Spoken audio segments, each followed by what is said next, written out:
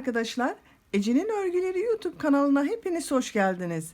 Bugün sizlere görmekte olduğunuz bu şirin mi şirin tığ işi bebek tulumunun anlatımını yapmak istiyorum. Tamamen tığ işi olarak çalıştık biz bugün bu tulumu.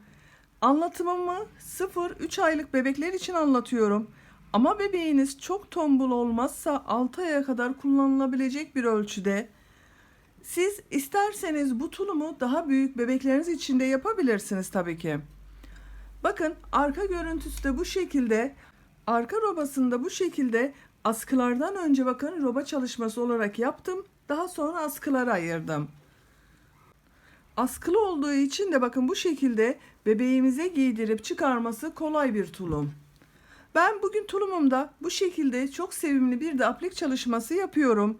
Siz de bu aplikten yapmak isterseniz videonun sonunda ben sizlere bunun yapılışını anlatıyorum arkadaşlar. Şu şekilde 2 de düğme diktim bakın. Rengine de uyumlu olsun diye. Siz isterseniz bu tulumu sade renkte yapabilirsiniz. Ben sarı ile çalıştım. Çevresinden gri renk ile bakın sık iğne çalışması yaptım.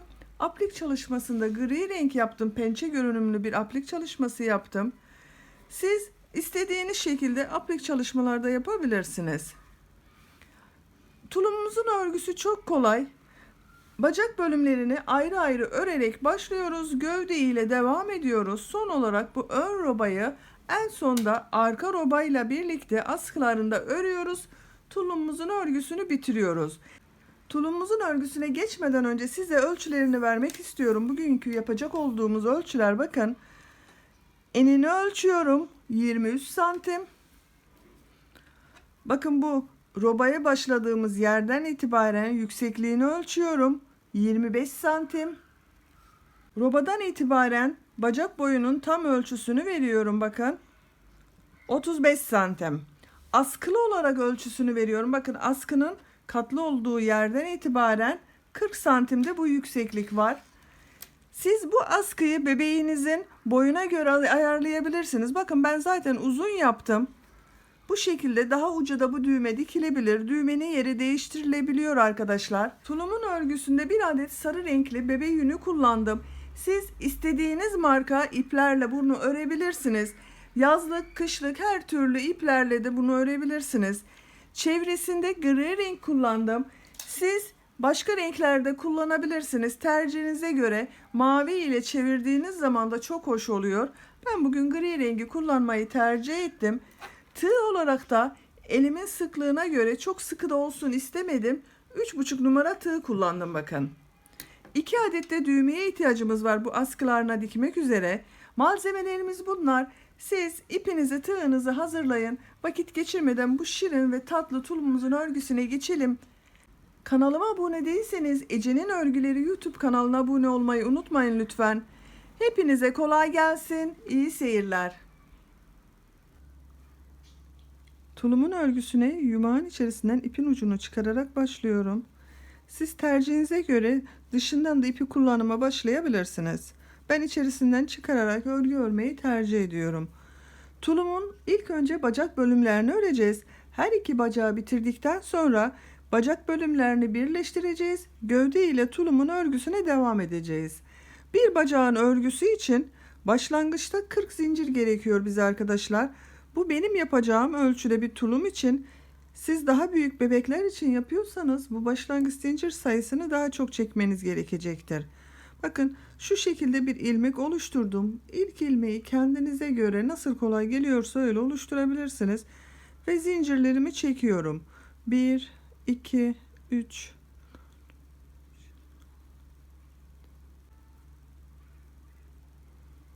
40 zinciri çektim. Çekmiş olduğum bu zincirin kaç santim olduğunu ölçüyorum. Bu zincir sayısı sizin elinizin sıklığına göre değişebiliyor.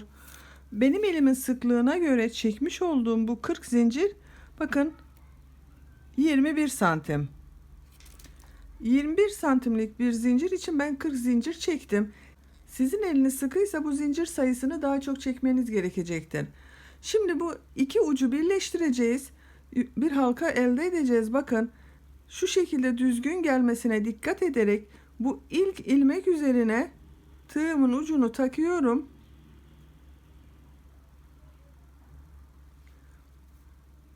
İpi alıp içerisinden çektim. Bakın tığın üzerindeki ilmeğin içerisinden de çekiyorum. Böylece bu başlangıcını birleştirmiş olduk. Bakın bu şekilde bir halka elde ettik. 1 2 zincir çekiyorum. Görmüş olduğum bakın bu zincirin üzerine trabzan yapıyorum. Zincirleri çok sıkı çekmemek gerekiyor arkadaşlar. Zinciri sıkı çektiğimiz zaman bu trabzanları yaparken zorlanıyoruz. Bakın takip edenlere de trabzan yapıyorum.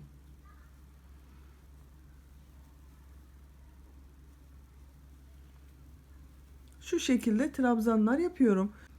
Bu zincirlerin hepsinin üzerine birer defa trabzan yapalım. Bu başladığımız yere kadar devam edelim.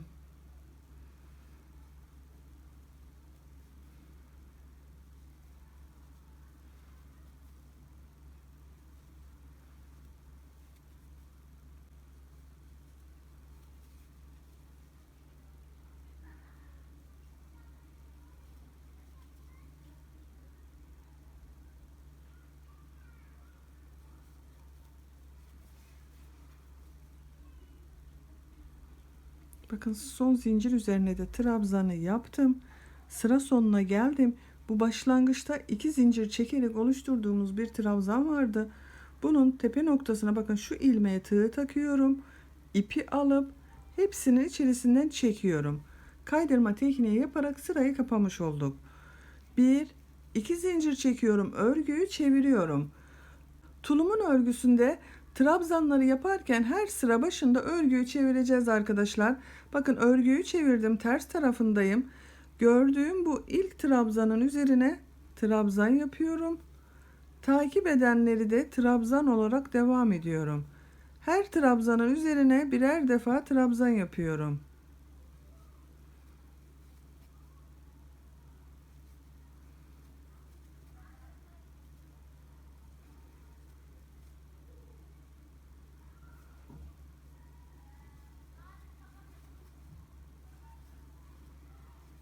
Bakın bu şekilde trabzan olarak devam edeceğiz. Takip eden trabzanların üzerine de trabzan yapalım. Sıra sonuna gelince bakın bu ilmeğe gelince trabzanı yapalım. Kaydırma tekniğiyle başlangıçtaki ilmek ile birleştirelim. Örgüyü çevirelim. Bu sefer düz taraftan trabzanlara devam edelim. Her sırada bu 40 trabzan ile devam edelim. Toplam bu 40 trabzan ile 7 sırayı tamamlayalım arkadaşlar. Aynı şekilde. Tulumun bacak örgüsünü bakın 40 trabzan ile 2, 4, 6, 7. sırayı tamamladım. Sıra sonunda sıramı kapatmadım. Bu 7. sırada arttırmaya başlayacağız arkadaşlar.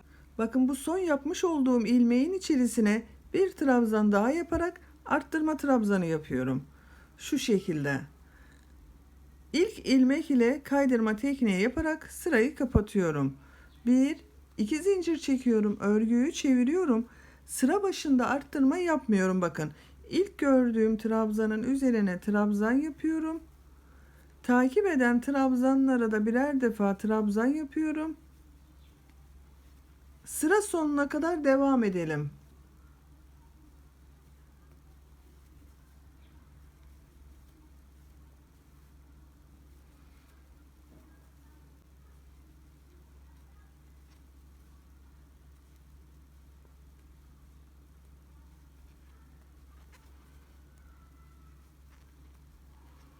Bakın 8. sıra sonunda da son trabzana geldim.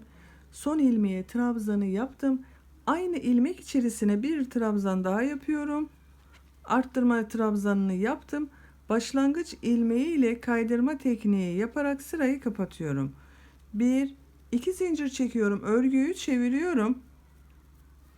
9. sıradayız. 9. sırada bakın ilk ilmek üzerine bir trabzan yapıyorum. Sıra başında arttırma yapmıyoruz ve devam ediyorum. Her ilmeğe birer defa trabzan yaparak sıra sonuna kadar devam edelim.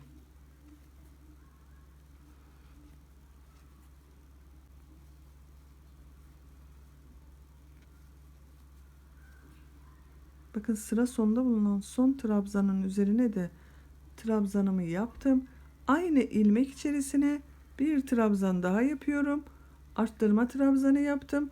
başlangıçta bulunan ilmek ile de kaydırma tekniği yaparak sırayı kapadım. Böylece benim yapacağım ölçüde bir tulum için bir bacak örgüsünü bitirmiş olduk. Şimdi diğer bacağı da bununla aynı sayıda başlayalım. Aynı ölçüye getirelim arkadaşlar. Bakın şu şekilde ipin diğer ucunu elime alıyorum. Bunu 40 zincir çekerek başlamıştık. 40 zincir çekerek ikinci bacağın örgüsüne başlıyorum.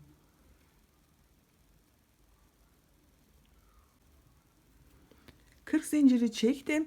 Diğer bacakta yapmış olduğumuz gibi bakın bu zincirlerin düzgün gelmesine dikkat ederek birleştiriyorum. Başlangıç ilmeğine tığın ucunu takıyorum. Şu şekilde ipi çekiyorum, bakın ilmeğin üzerinden de çektiriyorum. Birleştirmiş olduk. 1-2 zincir çekiyorum. İlk zincir üzerine ilk trabzanı yapıyorum ve takip eden zincirlerin üzerine trabzanlarla dolduruyoruz arkadaşlar. Sıra sonuna kadar tamamlayalım.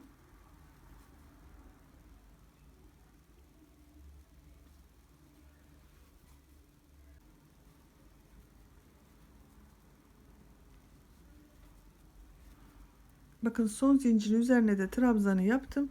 Kaydırma tekniği yaparak ilk baştaki ilmek ile birleştiriyorum. Sırayı kapamış olduk. Bakın aynı ölçüde oldu iki bacağın başlangıcı. Bu bacağın örgüsünde bu bacakta ne yaptıysak aynısını yaparak örgüye devam edeceğiz arkadaşlar. Bakın bu bacağın örgüsünü 7. sıradan itibaren arttırmaya başlamıştık. 7, 8 ve 9. sırada birer trabzan arttırması yapmıştık. Bu bacağın örgüsünde bunun aynısı şekilde arttırmalar yaparak gelelim. Diğer bacağı da bakın ilk yapmış olduğumuz bacakla eşit sıra sayısınca ördüm. Aynı sıra sayısınca 3 yerde arttırma yaptım. Toplam bir bacakta şu anda benim 43 trabzan var. Ve ipi bunu kestim arkadaşlar. Bu ip başlı duruyor bakın. Şimdi bu iki bacağın örgüsünü birleştireceğiz. Gövde ile örgümüze devam edeceğiz. 1-2 zincir çekiyorum. Çok sıkı çekmeyelim bu zinciri. Çekmiş olduğum bu iki zincir ile bu bacağın bağlantısını bakın bu diğer bacak ile yapıyorum.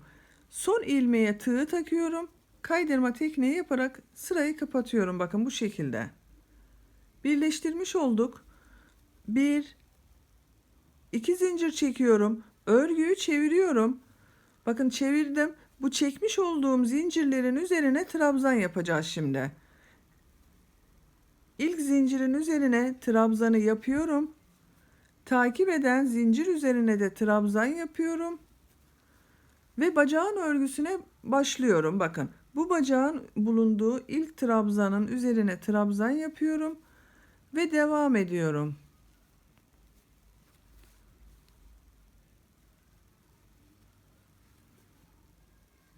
Her trabzanın üzerine birer defa trabzan yaparak bakın buraya kadar devam edelim.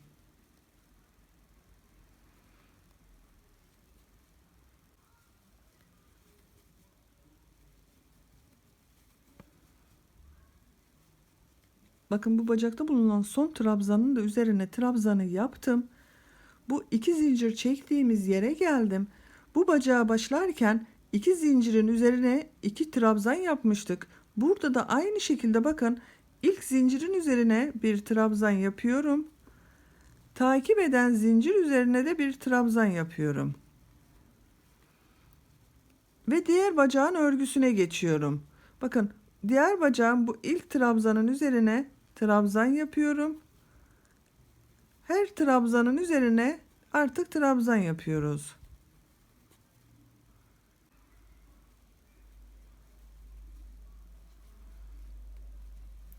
Ve takip eden trabzanları bakın bu bacak sonuna kadar devam edelim.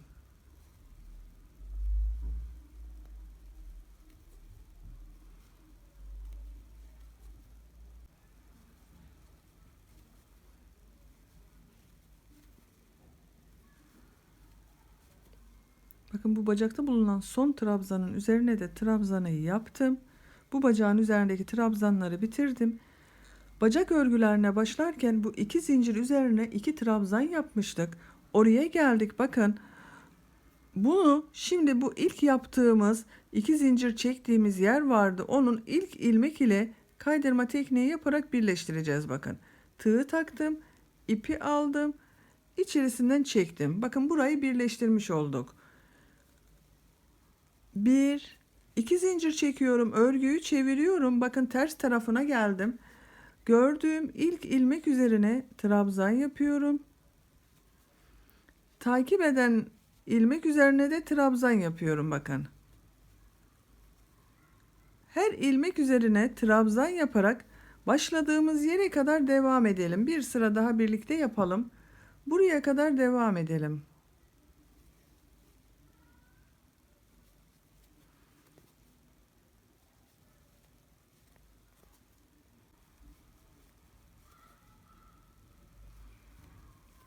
Bakın sıra sonunda son trabzana geldim. Son ilmek üzerine de trabzanı yapıyorum. Başlangıç ilmeği ile kaydırma tekniği yaparak sırayı kapatıyorum. Bakın böylece bacakları birleştirmiş olduk. Gövde olarak artık örgümüze devam ediyoruz. Gövdenin örgüsü bu şekilde devam edecek arkadaşlar. Artık yapacağımız büyüklüğe göre bu şekilde gövde yüksekliğini tamamlayalım. Tulumun örgüsünü bacakları birleştirdikten sonra bakın düz olarak buraya kadar ördüm. Kaç sıra ördüğüme bakıyorum. 2, 4, 6, 8, 10, 12, 14 sıra aynı trabzan sayısıyla ördüm. 15. sıradayım. 15. sırada bakın yine aynı şekilde trabzan ile devam ettim. Bu yanlardan birer defa kesme yapacağız. Bakın şu şekilde ikiye katlayın. Yan belli zaten, bakın bu tam yanlara gelecek olan yerden birer kesme işlemi yapacağız. Trabzan kesmesi yapacağız. Bakın buraya kadar geldim, orta noktası yan taraftan. Bu ilk trabzana trabzan yapıyor gibi yaptım. Bir defa çıkardım, bekletiyorum. İpi tığın üzerine alıyorum. Takip eden trabzan üzerine de bir defa trabzan yapıyor gibi yaptım. Bir çıkardım, bekletiyorum. 3 ilmek var. Bir defa da çekerek bakın tek ilmek olarak yaptık o 2 trabzanı. Takip edenlerin üzerine birer defa trabzan yapıyoruz. Bu diğer yan tarafa kadar düz devam ediyoruz. Burada da aynı şekilde bir kesme yapacağız.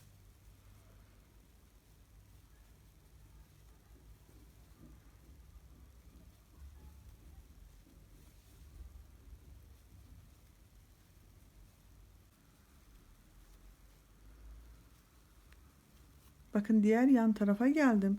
Burada yapmış olduğumuz gibi burada da kesme yapacağız arkadaşlar. Bakın şu şekilde yine aynı bir trabzanı trabzan yapıyor gibi bir defa çektim, bekletiyorum. Tekrar tığın üzerine ip alıyorum. İkinci trabzan üzerine de bir defa trabzan yaptım. Bakın ikinciyi bekletiyorum. Bir defa da çekip çıkarıyorum ve devam ediyorum. Takip edenlere artık düz trabzanlar yapıyorum.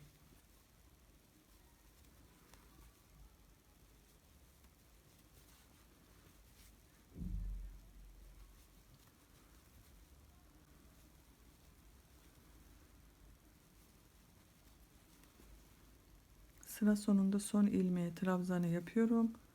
Kaydırma tekniği yaparak sırayı kapatıyorum. 1 2 zincir çekiyorum. Örgüyü çeviriyorum.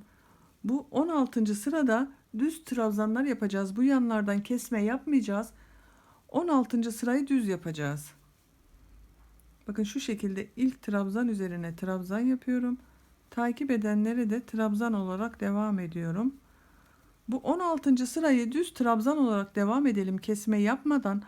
17. sırada tekrar bu her iki yandan birer trabzan kesmesi yapalım. Tulumun gövde uzunluğunu bu şekilde bitirmiş olalım. Tulumu 17. sıranın sonuna kadar bakın yaptım. 15. sırada yanlardan birer kesme işlemi yaptım. 16. sırada düz yaptık. 17. sırada bakın burada tekrar birer kesme yaptık her iki taraftan. Ve sıra sonunda kaydırma tekniği yaparak sırayı kapadım. Burada ipi kesiyorum. Tulumun gövde uzunluğunu burada tamamlamış olduk. Ön robayı yapacağız şimdi. Ön robayı nasıl hesaplayacağımıza bakıyorum. Bakın pratik olarak hesaplayalım saymaktansa. Şu şekilde arka ortayla ön ortayı şöyle katlayalım. Bakın ipin ucu burada, kestiğimiz yer burası, arka ortası olacak. Şu şekilde düzgünce katladığımız zaman tam karşısına gelen yer ön ortası. Bakın şöyle. Ön ortayı hesapladık. Buradan ön bölümde roba için bana 33 ilmek gerekiyor. Ortadaki orta nokta 32 ilmek kalıyor. 16 buradan, 16 buradan işaret yapacağız. Bakın sayıyorum. 2, 4, 6, 8, 10, 12, 14, 16. Bu 16'ya da bir işaret takıyorum.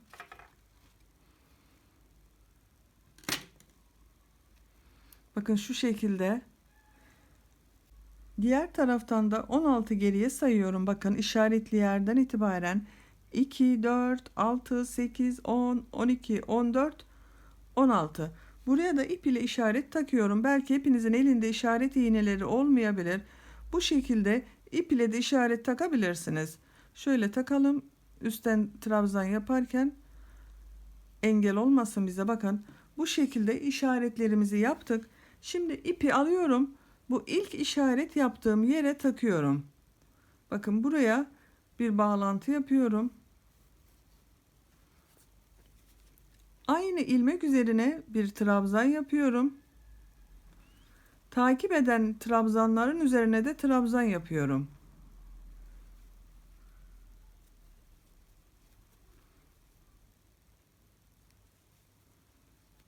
Bakın bu şekilde devam edelim. Bu ip ile işaret yaptığımız yere kadar bütün trabzanların üzerine birer defa trabzan yapıyoruz.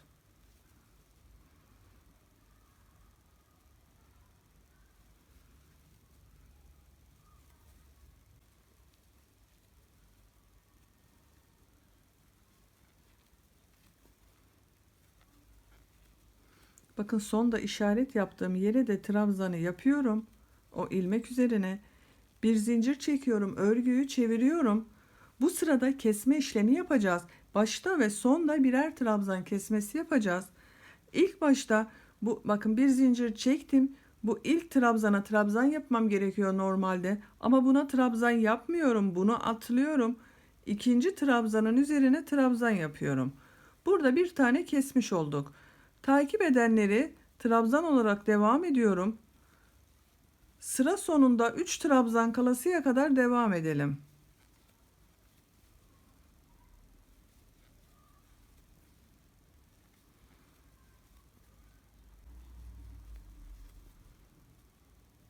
Bakın sıra sonunda 3 trabzan kaldı.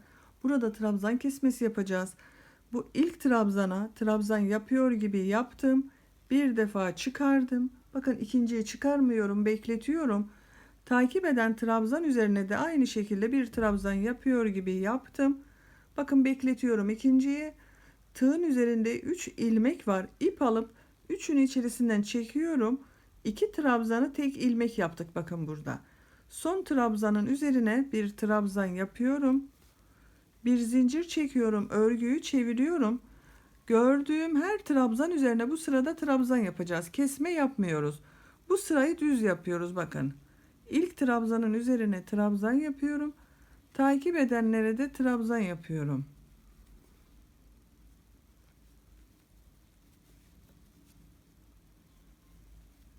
Sıra sonuna kadar bu şekilde devam edelim.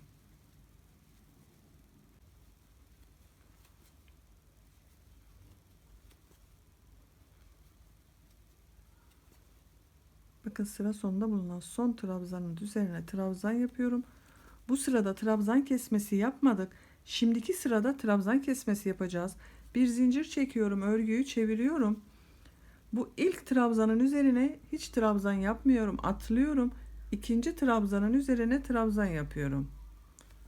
Takip edenleri de trabzan yapıyorum. Sıra sonunda 3 trabzan kalasıya kadar.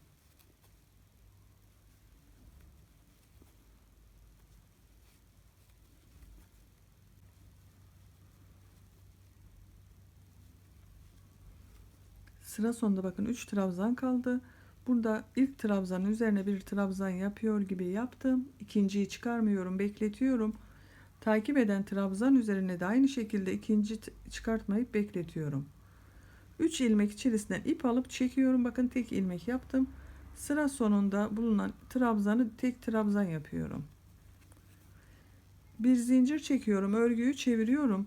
Robada 5. sıradayız. Bakın ilk sırada düz yaptık. İkinci sırada kesme yaptık. Üçüncü sırayı düz yaptık. Dördüncü sırada tekrar kesme yaptık. 5. sıradayız. Bunu düz yapıyoruz. Kesme yapmadan sıra sonuna kadar devam edelim.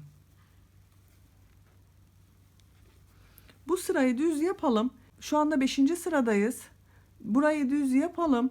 6. sırayı kesme yapalım. 7. sırada düz yapalım. Bu şekilde robayı devam ettirelim arkadaşlar. Ön robada bakın 8. sırayı tamamladım. 8. sırada tekrar kesme yaptım. Kesmelerimizi 2, 4, 6, 8. sıralarda yaptık. Ön robada kesmeleri bu sıra ile bitirdim. 9. sırada düğme için delikleri de yapacağız. Düz trabzanlar yapacağız. Bir zincir çekiyorum. Bir üst sıraya çıkmak için bakın ilk trabzanın üzerine bir trabzan yapıyorum. Takip eden ikinci trabzan üzerine de trabzan yapıyorum. Şimdi burada düğme için bir düğme deliği oluşturacağız. Bir zincir çekiyorum. Bir ilmek atlıyorum. İkinci ilmek üzerine trabzan yapıyorum. Bakın bu şekilde düğme deliğini oluşturmuş olduk. Takip edenleri trabzan olarak devam ediyorum. Sıra sonunda 3 ilmek kalasıya kadar bütün trabzanların üzerine birer defa trabzan yapalım.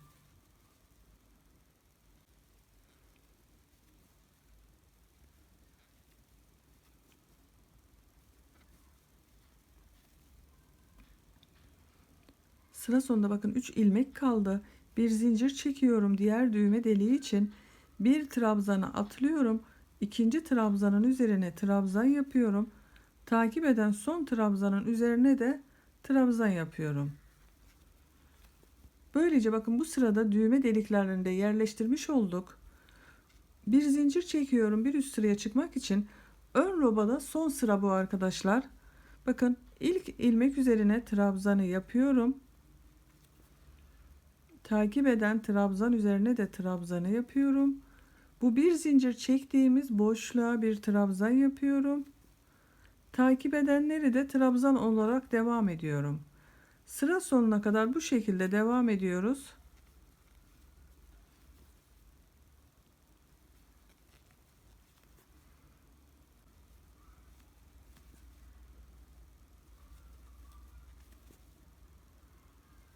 Bakın diğer düğme deliğinin olduğu yere geldim.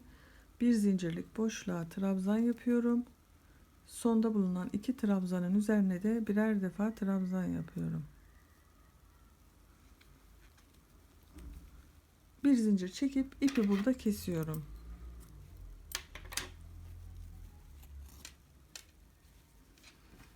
Bakın tulumun ön robasını böylece bitirmiş olduk. Şimdi arka robayı ve askı bölümünü de hazırlayalım. Bakın arka robadan bana 24 trabzan gerekiyor. Hemen sayalım bakın. Orta noktası burasıydı zaten. Buradan sayıyorum. 2, 4, 6, 8, 10, 12. Bu 12.den ilmeğimi başlatıyorum. Bir zincir çekiyorum. İlk trabzanın üzerine trabzan yapıyorum. Ve 24 tane trabzan yapıyorum bu ilk sırada. 12 bu ortadan sonra 12 buradan itibaren arkadaşlar. Toplam 24 trabzan yapalım.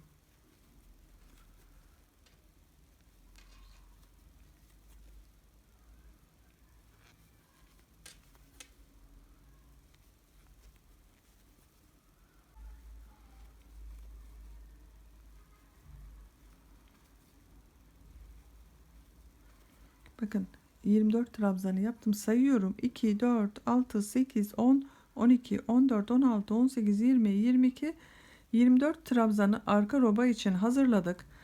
Bir zincir çekiyorum. Bir üst sıraya çıkıyorum. Bu sırada kesme yapıyoruz. Bakın ilk trabzana hiçbir işlem yapmıyorum. İkinci trabzana trabzan yapıyorum. Sıra sonunda 3 trabzan kalasıya kadar devam ediyoruz.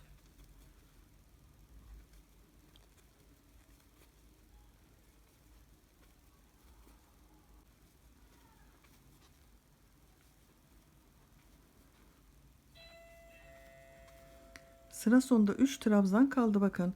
Burada kesme yapıyorum. Bir trabzan yapıyor gibi yaptım. İkinci olanı da trabzan yapıyor gibi yaptım. Bir defa da çekiyorum. Son ilmeği de trabzan yapıyorum. Ve bakın kesme işlemini bitirdik. Bir zincir çekiyorum. Bir üst sıraya çıkıyorum. Bu sırada hiç kesme yapmadan bütün trabzanların üzerine birer defa trabzan yapacağız.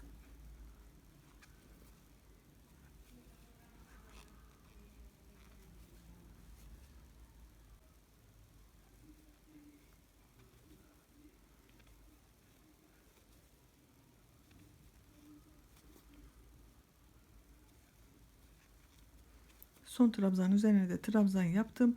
Bir zincir çekiyorum. Bir üst sıraya çıkmak için bu sırada tekrar kesme yapacağız bakın. İlk trabzanın üzerine trabzan yapmıyorum. İkinci trabzanın üzerine trabzan yapıyorum.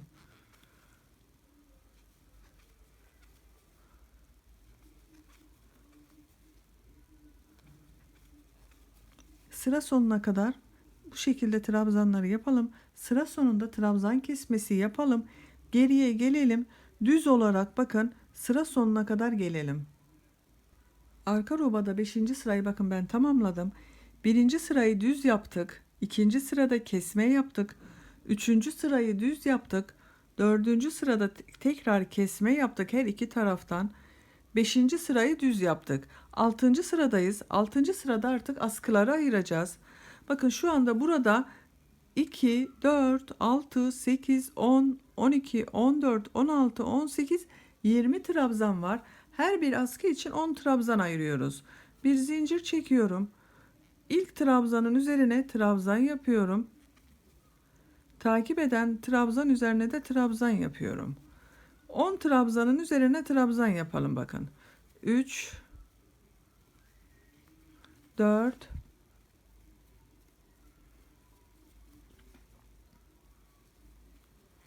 5, 6, 7, 8, 9, 10. 10 trabzanı yaptım. Bir zincir çekiyorum. Örgüyü çeviriyorum. Artık askıları ayırdık. Bu ilk trabzanı kesme yapıyorum bakın. Hiçbir işlem yapmıyorum. İkinci trabzanın üzerine trabzan yapıyorum. Bu sırada 9 trabzan oluyor. Bakın 1, 2, 3, 4, 5, 6, 7, 8, 9. Bir zincir çekiyorum, örgüyü çeviriyorum. Bu taraftan kesme yapmıyoruz arkadaşlar. Sadece bu iç bölümden. Bakın bu kol tarafı olacak. Kol tarafından kesme yapmıyoruz. İlk trabzanın üzerine trabzan yapıyorum. Takip edenleri trabzan olarak yapıyorum. Sıra sonunda 3 ilmek kalasıya kadar. Bakın 3, 4, 5, 6 trabzanı yaptım. Sıra sonunda 1, 2, 3 trabzan kaldı. Bu 2 trabzanı kesme yapıyorum bakın. Çıkardım, bekletiyorum. İkinci ilmeği çıkardım, bekletiyorum. Kesme yapıyorum. Son trabzanın üzerine trabzan yapıyorum. Bir zincir çekiyorum, örgüyü çeviriyorum. Tekrar bakın burada kesme yapıyoruz. Askı bölümünde her sırada kesme yapıyoruz. Bakın ilk trabzana yapmıyorum, atlıyorum. İkinci trabzanın üzerine trabzan yaptım, devam ediyorum.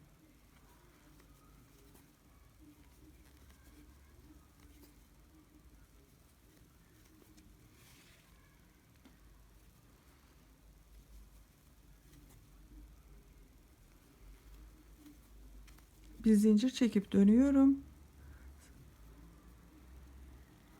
Bu iç bölümlerde kesme yapacağız.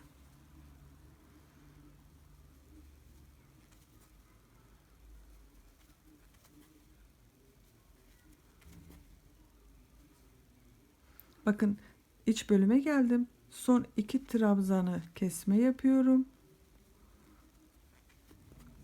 En sonda bulunan trabzanı düz örüyorum. Bir zincir çekiyorum, örgüyü çeviriyorum. İlk trabzanı atlıyorum. İkinci trabzanın üzerine trabzan yapıyorum.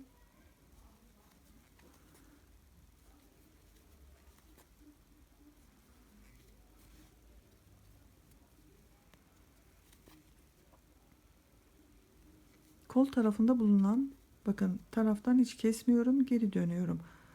İlk trabzanın üzerine trabzan yapıyorum burada.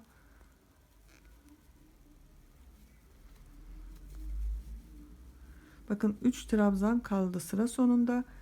Bunları kesme yapıyorum. Son trabzanda trabzan yapıyorum. Bir zincir çekiyorum, örgüyü çeviriyorum. Artık bakın 4 trabzan kaldı. Kesme yapmıyorum, düz devam ediyorum. 4 trabzan ile askının örgüsüne devam edeceğiz.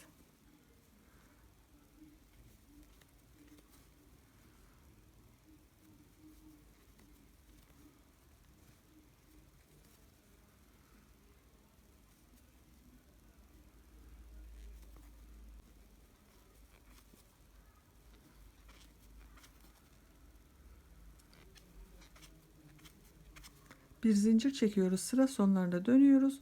İlk ilmekleri artık trabzanları yapıyoruz.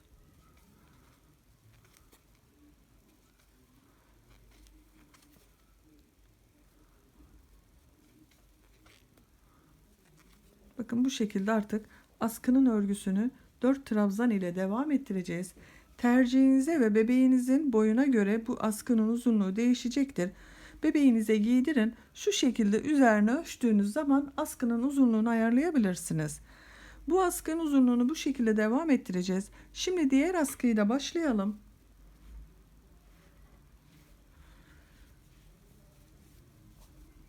Bakın ilk 10 trabzanı bu askı için yapmıştık. Geriye kalan 10 trabzanı da diğer askı için yapıyoruz. Takip eden bakın diğer askıyı takip eden ilk trabzanın içerisine ilmek çıkartıyorum. Bir zincir çektim, sağlamlaştırdım. İlk trabzanın üzerine bakın trabzan yapıyorum. Takip edenleri de trabzan yapıyorum.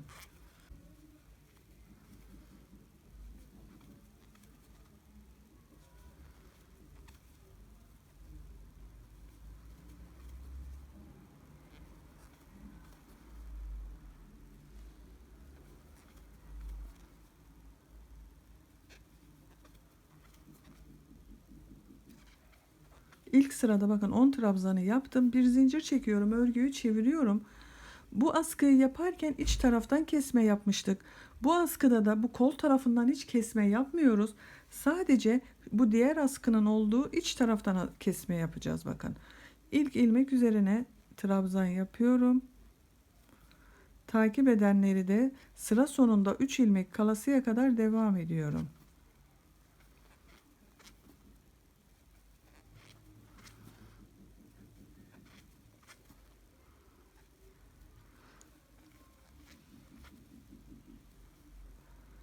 Bakın sıra sonunda 3 ilmek kaldı. İlk 2 ilmeği trabzan kesmesi yapıyorum.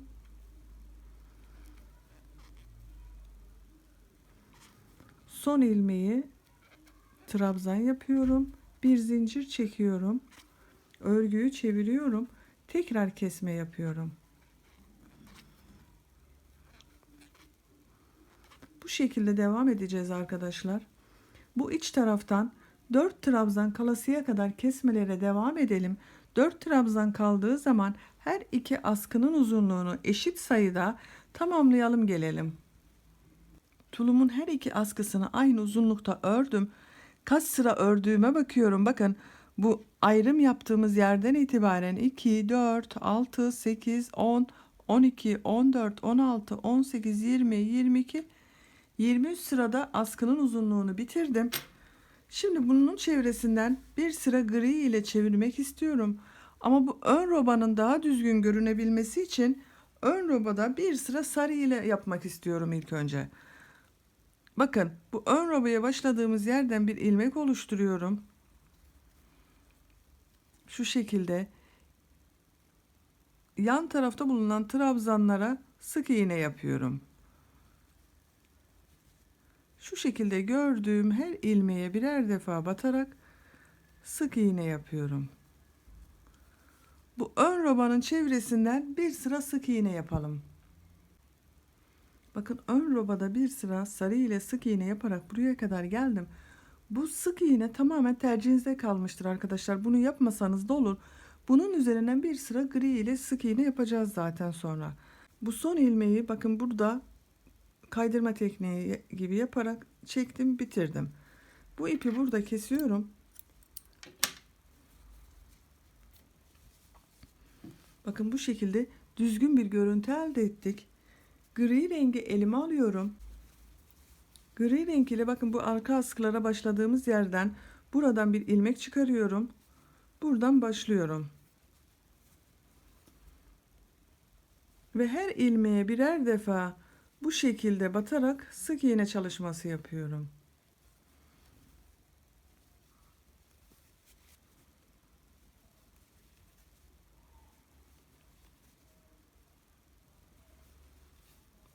Bakın bu şekilde bu sık iğne çalışmasını bu ön patta, diğer kol altında ve arka askıları yaptığımız yerin tamamının çevresinde yapalım gelelim. Robanın çevresinden ve askılardan sık iğne çevirerek bakın sıra sonuna geldim. Bu başlangıçta gri renge başladığımız ilmek var. Ona tığ takıyorum. İpi alıyorum, çekiyorum. Bakın ilmeğin içerisinden de geçirdim. Burayı kapamış olduk. Bir zincir çekip sağlamlaştırıyorum. İpi burada kesiyorum. Böylece bakın askı bölümünün çevresinden de tamamen gri ile çevirmiş oldum. Ön robada da bu şekilde gri ile çevirmiş olduk. Bakın kol altına gelen yerler de çevrili bir şekilde. Ben bir de bu şekilde bir aplik çalışma yaptım bakın. Size bu aplik çalışmayı nasıl yaptığımızı da göstereceğim ben arkadaşlar. Askılara da şu şekilde 2 düğme diktim. Tam bu düğme deliklerini olduğu yere denk gelecek biçimde bakın şu şekilde takarız. Kullanışlı bir tulum elde ederiz. Arkadan görüntüsü de bakın bu şekilde askıların. Şimdi size bu aplik çalışmasının nasıl yapıldığını göstermek istiyorum. Bu aplik çalışması tamamen tercihinize kalmıştır. Bu şekilde sade olarak da kullanabilirsiniz. Aplik çalışmamız için sihirli halka içerisine trabzanlar yapacağız. Bakın şu şekilde ben gri renk ile yapıyorum. Siz istediğiniz renklerle yapabilirsiniz. Şu şekilde sihirli halka oluşturuyorum. Bakın ipi tutuyorum. Yavaşça gösteriyorum size. Parmağımın üzerinden geçirdim bir defa. Parmağımın üzerinde oluşan şu halkadan tığ takıyorum. Bu ipi yavaşça alıyorum. Sihirli halkayı oluşturmuş olduk. 2 zincir çekiyorum. Bu sihirli halka içerisine 15 trabzan yapıyorum. 1 2 3 4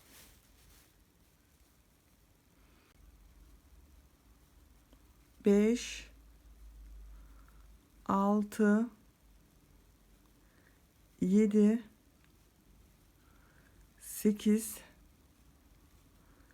9 10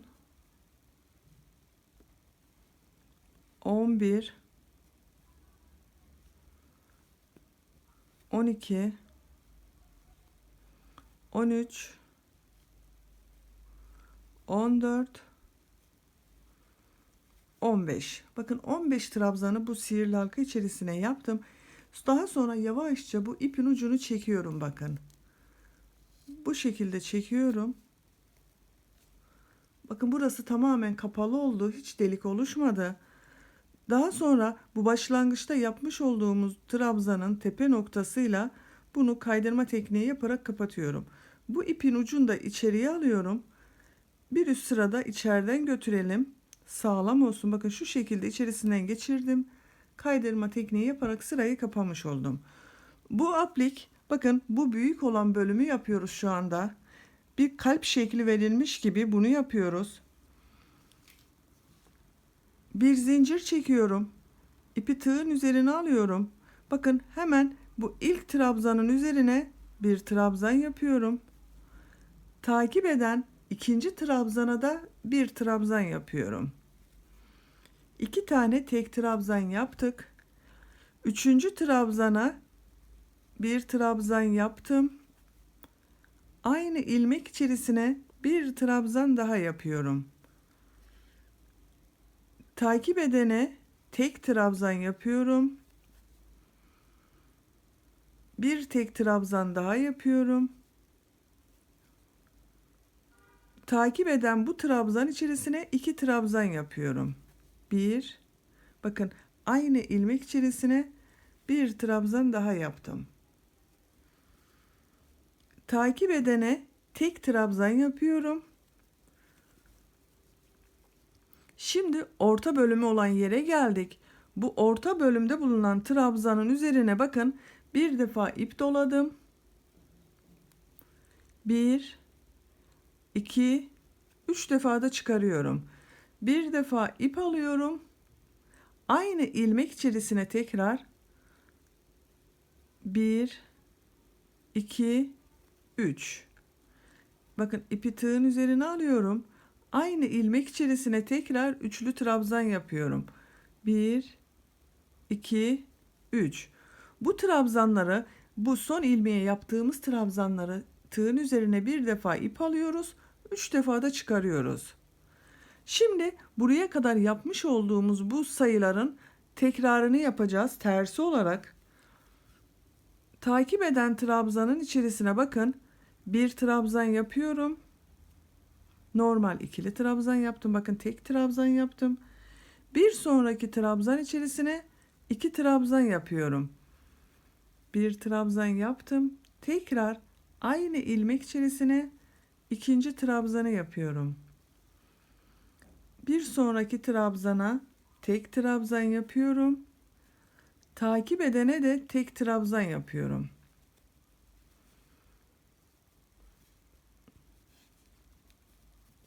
Bir sonraki trabzana 2 trabzan yapıyorum bakın. 1, 2. Bir sonra bakın en son 2 trabzan kaldı. Onlara birer defa trabzan yapıyorum. 1, 2. Bir zincir çekiyorum. Bu başlangıçta bulunan ilmeğe kaydırma tekniği yaparak kapatıyorum. Bakın bu şekilde bir görüntü elde ettik. Buraya kadar ne yaptığımıza bir bakalım. Bu son sırada 2 tane tek trabzan yaptık. Bakın 1, 1. Üçüncü trabzanı çift trabzan yaptık. 4 ve 5. trabzanı tek yaptık. 6. trabzanı çift yaptık. 7. trabzanı tek yaptık. Ortada bulunan 8. trabzanı 3 tane üçlü trabzan yaptık. 9. trabzanı tek trabzan yaptık. 10. trabzanı çift yaptık. 11 ve 12. trabzanı tek yaptık. 13. trabzanı çift yaptık. 14 ve 15. trabzanı tek yaptık. Ve bakın kaydırma tekniği yaparak modelimizi kapamış olduk. Burada ipimi kesiyorum. Bakın biraz uzunca bırakıyorum. Bunu dikmek için gerekli mesafede olan ipi bırakıyorum. İğnenin yardımıyla siz de yapmış olduğunuz tuluma bunu dikebilirsiniz. Bakın şu şekilde bacak bölümüne bunu dikebilirsiniz. Şimdi bu parmak görünümlerini yapalım. Onun için de sihirli halka yapıyoruz. Bakın şu şekilde bir sihirli halka yapıyorum. Bu sihirli halka içerisine trabzanlar yapıyoruz. 12 trabzan yapıyoruz bu parmaklar için. Bakın 2 zincir çektim. Sihirli halka içerisine bir trabzan yaptım. 2, 3, 4, 5, 6, 7, 8, 9, 10, 11, 12. Bakın sihirli halka içerisine 12 trabzanı yaptım. Daha sonra bu ipin ucunu yavaşça çekiyorum. Başlangıçta yapmış olduğumuz bu trabzanın tepe noktasına batıyorum. Kaydırma tekniği yaparak bakın şu şekilde ilmek alıp çekiyorum. Sırayı kapamış olduk. Birleştirdim bakın burayı. Bir zincir çekip ipi yine dikme mesafesinde ip bırakarak kesiyorum. Buna iğneyi takıp daha sonra bakın bu şekilde dikeceğiz arkadaşlar. Bakın böylece birisini hazır etmiş olduk. Bu kısa olanı şu ters taraftan içeriden geçirebiliriz.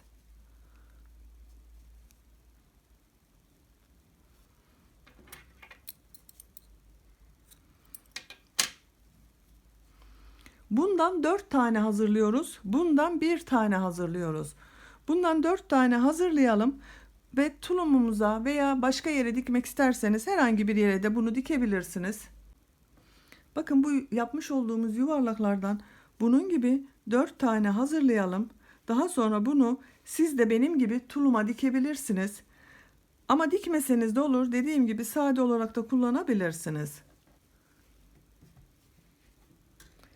Aplik çalışmamızda gösterdiğimize göre tulumumuzun bitmiş haliyle size ölçülerini vermek istiyorum.